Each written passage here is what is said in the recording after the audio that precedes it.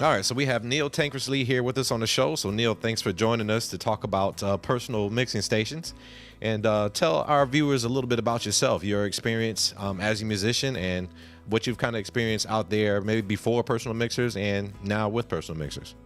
Well, man, it's a pleasure to be on the show, and I've been a professional musician now. I guess starting when I was 21, and I'm 34 now. That's been showing my age, but so Yeah. for 13 years, I guess, and I have had a blast doing it. And I tell you, it's funny. I remember the first time I used the Avion system was probably about 8 years ago. Okay. Uh-huh. And I had come from playing, different churches and playing the smaller churches that really didn't have much at all. From playing I played at North Point Community Church for probably about 8 years. Wow. Okay. I was used to having a monitor guy there that took care of you. But I remember the first time that I used an Avion system, I wanted to shoot myself. I mean, I really did, just because I was not, number one, wasn't used to mixing myself. Oh, yeah. And then number two, I just couldn't get anything to sound right. I couldn't get separation. I couldn't get clarity or anything like that. Gotcha. Well, I've since, gone on. One of the churches I play at frequently is Free Chapel now up in Gainesville. Yeah. And they have the Aviom system. And it's funny, I've now learned to mix myself, but I still have the same problem with clarity.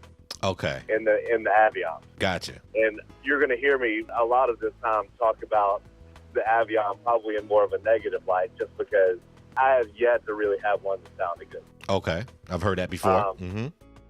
But now we have been blessed that we have formed a relationship with my mix, which is the same concept of mixing yourself. Right. Same concept of doing it on your own. But, dude, these things sound like $1,000,000. I mean, just the quality of the preamps inside of those things is unbelievable. Unbelievable. So I love them. So now, in your experience, in your travels and so forth, you've run into plenty of churches then that have the Avion systems. But now with the MyMix, is this at your home church, or have you run into many churches that have them already, or what's been your experience with MyMix? They're not out in the market quite as much. If you think about it, Avion kind of cornered that market a long time ago. Definitely. But this is what I think is pretty awesome about the MyMix, is the fact that they have actually improved on the technology that the Avion came out with. And when I say improved, I'm talking like leap years ahead. Wow. Because they have the LCD readout screen, so you can actually see what you're mixing. Right.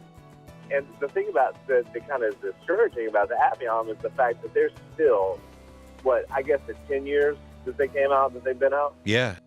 10 years later, you're still looking at the exact same thing you looked at 10 years ago. Yeah, and that's kind of incredible, man, because you would have thought that there would have been a couple of upgrades or something by now. Yes, and they just haven't.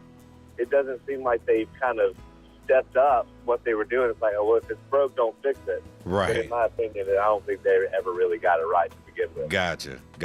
I mean, that means a lot, saying, coming from you. I mean, having to experience so many different Avion systems, so it's really not a situation of how the system was set up. In each venue, you've pretty much experienced the same thing no matter where you went, right?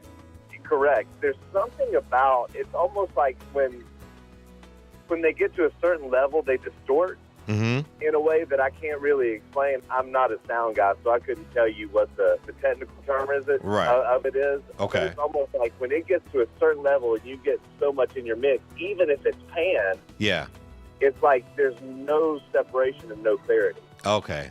For instance, I just became an Ultimate Ears user. And I have the UE18s. I'm sitting here looking at them right now, and they are probably some of the best ears I've ever used in my life. Okay. And when I first got them, one of the things that they claim on their site, when they talk to you about the UE18, is that this separation, because there's 6 drivers of those things. 6 drivers? Yeah. Okay. And with the crossovers. So they say that the clarity and the way that the separation is just amazing, and that's how they sell it. Well, dude, when I listen to my iPod, Yeah. like, you know, when you first get something new like that, you're like, oh, I got to hear what it sounds like. Right. Plug it in my iPod, Uh-huh. and I've put in a record that I know backwards and forwards. Right. You know, just to see, okay, is this separation thing really real? Am I going to hear something I've never heard? Yeah, exactly. Exactly. And, dude, I want you to know, I did. Okay. Like, I mean, I could hear everything, and it was crystal clear, and the low end was present, but it wasn't too much. Uh-huh. It was great. Well, that was on Friday when I got those. Sunday, I played at a church that had fantastic production, fantastic, like, preamps going from to the Avion, Right.